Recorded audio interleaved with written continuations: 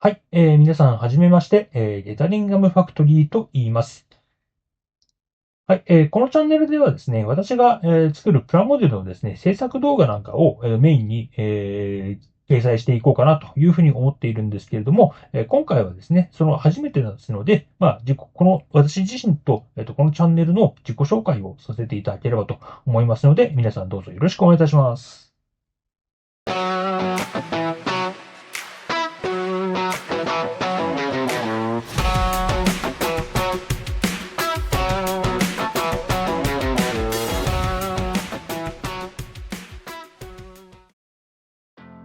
はい。ではですね、まず最初に、私自身の、自己紹介をさせてもらえればと思います。名前は森と言います。神奈川県に住んでいまして、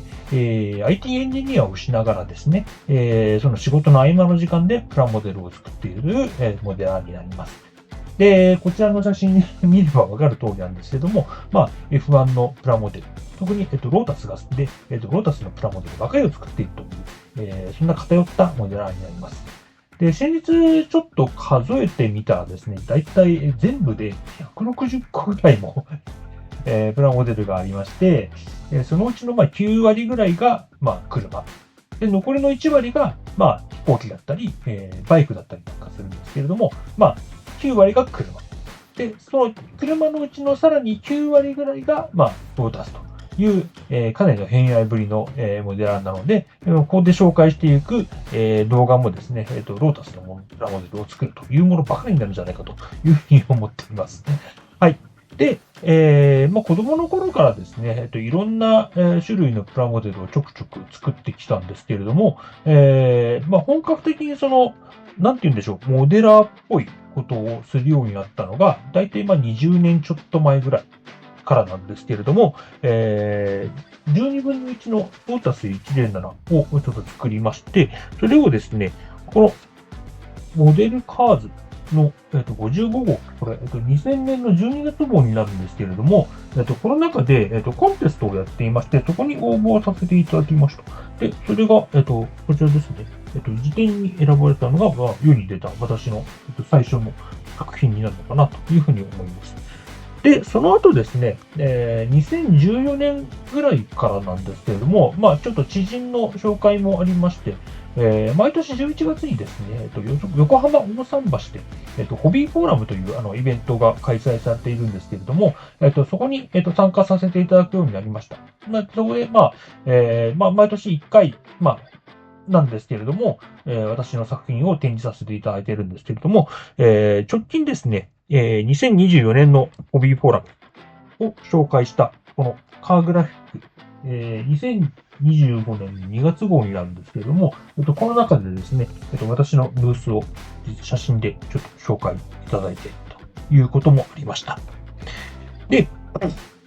ラモデルを作る、の傍らで、並行しまして、私の自分の制作の参考のために、実写の写真なんかも一緒に撮ってたりなんかしたんですけれども、その中で、モデルファクトリーヒロさんとですね、ちょっとお付き合いが生まれまして、この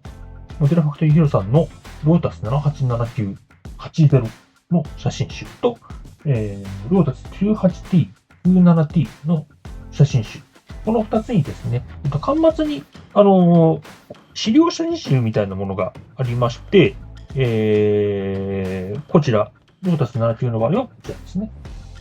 この写真が、あったりとか、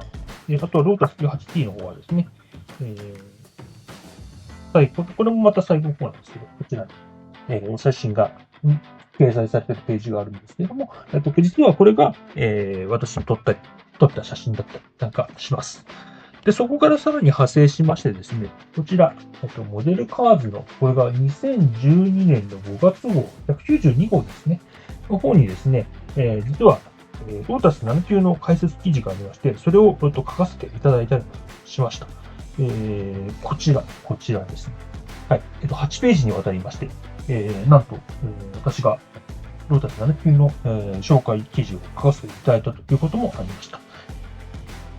で、あとはですね、私、ブログの方もやっておりまして、同じ、ゲタリンガムファクトリーという名前なんですけれども、そこの内容をですね、こちら、レーシングオンの477号。これ、2015年の7月号ですかね。ロニー・ピーターソン特集なんですけれども、この中で、ちょっと紹介をいただいたりとか、いうこともありました。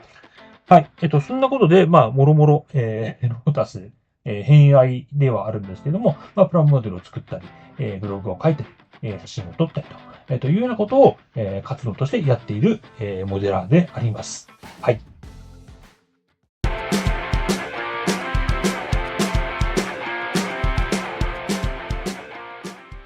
はい。では最後にですね、次回から制作していく、プラモデルの紹介をしたいと思います。それがこちらです。はい。タミヤ12分の1、チームロータス JPS Mark III ロータス78になります。これもともと、もうかなり古い人になるんですけれども、これをですね、2台同時に、制作していきたいと思います。皆さんよろしかったらぜひ、ご覧いただけますようお願いいたします。では今回はこちらで、失礼いたします。さようなら。